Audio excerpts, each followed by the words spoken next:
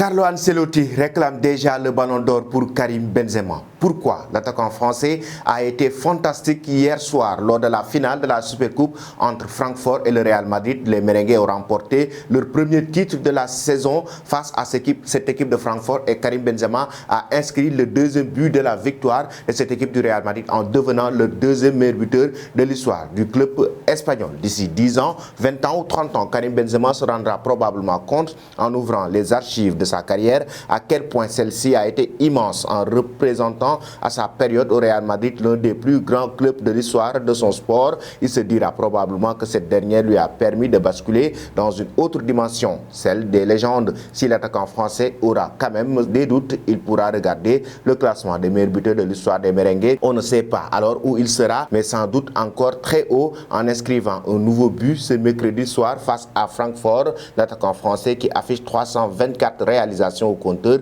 s'est même permis de dépasser un mythe comme Raúl González, 323 buts. Devant lui, Cristiano Ronaldo, 450 buts, semble encore d'une autre galaxie. Au passage, le Real Madrid a glané sa 5e Supercoupe de l'UEFA, son premier titre de cette année. De son côté, Karim Benzema a démarré la saison comme il l'a terminé l'année dernière en remportant le doublé Ligue des Champions, Supercoupe d'Europe, mais aussi il avait enregistré 44 buts en 46 matchs. Karim Benzema a été donc fantastique la saison dernière. Il s'est donné le droit de rêver à un ballon d'or où il fait même office de grandissime favori, surtout s'il poursuit sur ce rythme presque insoutenable par ses concurrents. Avec le Real Madrid, l'international français a disputé ce mercredi son 606e match, soit un record pour un joueur étranger. Cette saison, il peut rejoindre Santillana, 645 matchs, qui occupe la 5e place de ce classement historique.